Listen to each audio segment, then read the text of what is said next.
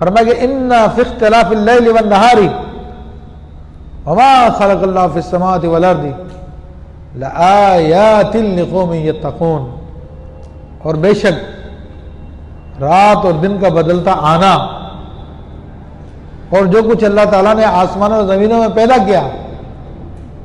ان میں نشانیاں ہیں ڈر والوں کے لیے۔ اب یہ دیکھیں کہ رات اور دن کا بدلنا اب یہ کوئی آسان کام نہیں ہے،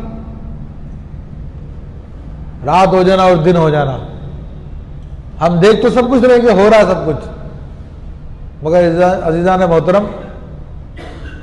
یہ سورج جو ہے نظام شمسی میں سب سے بڑا سیارہ، بہت بڑا پلانٹ ہے، کس طرح سے یہ زمین کے گرد گردش کرتا ہے۔ اس کی حرکتیں دو قسم کی ہے، ایک چکر تو اس کا سال میں پورا ہوتا ہے اور ایک چکر جو اس کا ایک دن میں پورا ہوتا ہے۔ جیسے لٹو ہوتا ہے اس کو چلایا جاتا ہے تو آپ کو ایکسپیرینس ہوا ہوگا، لٹو بہت تیزی کے ساتھ گھوم رہا ہوتا ہے، ایک حرکت تو وہ جو خود گھوم رہا تیزی کے ساتھ، دوسری حرکت جب اس کو زمین پہ چھوڑا جاتا تو ایک چھوٹا سا دائرہ بھی بناتا جاتا ہے، گھوم بھی رہا ہوتا اور دائرہ بھی بنا رہا ہوتا، اگر آپ کے ایکسپیرینس میں آیا ہو تو اسی طرح سورج کا معاملہ ہے کہ یہ خود بھی گھوم رہا تو جس سے دن رات بدل رہے ہیں، اور جب یہ بڑا دائرہ جو بنا رہا ہے تو اس سے جو سال بدلتا ہے، سال کو مکمل کرتا ہے یہ اپنا۔ تو یہ اللہ تبارک و تعالیٰ نے فرمایا کہ دن رات کا جو اختلاف ہوتا ہے کیوں بدلتے، کس طرح سے بدلتے اور کیا کیا اس میں فوائد ہیں، قدرت کی عجیب نشانیاں اس نے بتایا کہ راتیں اس نے آرام کے لیے دی ہے، دن اس نے کام کے لیے دیے ہیں۔ اب دیکھیں کہ سورج کے ساتھ کس طرح سے لوگ بندھے ہوئے ہیں کہ سورج غروب ہوتا ہے تو لوگ بھی اپنے گھروں میں غروب ہو جاتے ہیں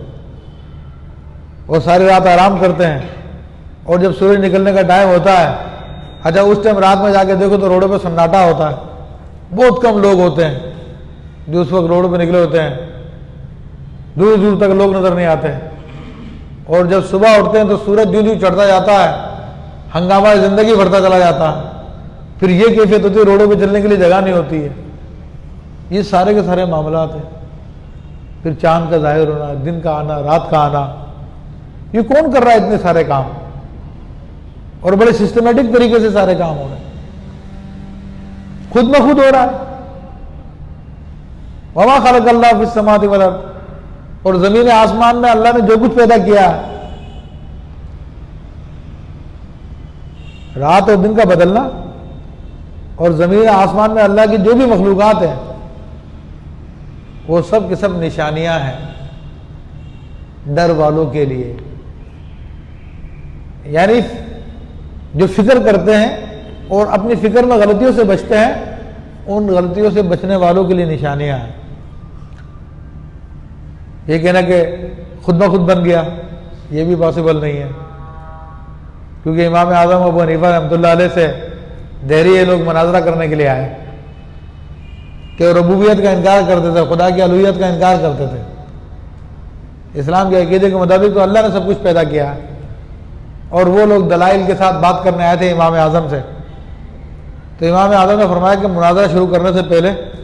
میرے ایک سوال کا جواب دے دو۔ انہوں نے کہا کیا سوال ہے؟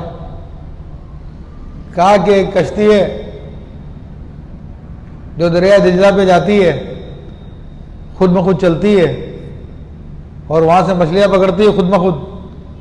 اور دیگر سامان بھی نکالتی ہے، پھر کنارے پہ آ جاتی ہے، کنارے پہ آ کے ساری مچھلیاں اور سامان ڈال دیتی ہے کنارے پہ، اور پھر لنگر انداز ہو جاتی ہے، پھر خود بخود بن جاتی ہے، پھر اگلے دن خود بخود جاتی ہے اور پھر مچھلیاں پکڑتی ہے، سامان لاتی ہے، اور اس کا یہی معمول ہے۔ حضرت یہ تو محال ہے، امپاسبل ہے، ایسا ہو سکے گا؟ ایسا نہیں ہو سکتا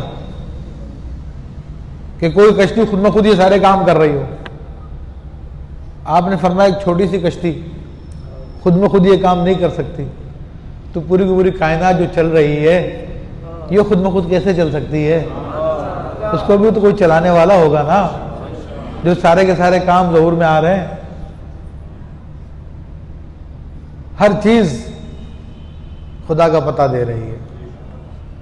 ہر چیز اس کے وجود پہ دلالت کر رہی ہے۔ کوئی بھی چیز ہو وہ اس بات کا دلالت کرتی ہے کہ اس کا کوئی بنانے والا ہے۔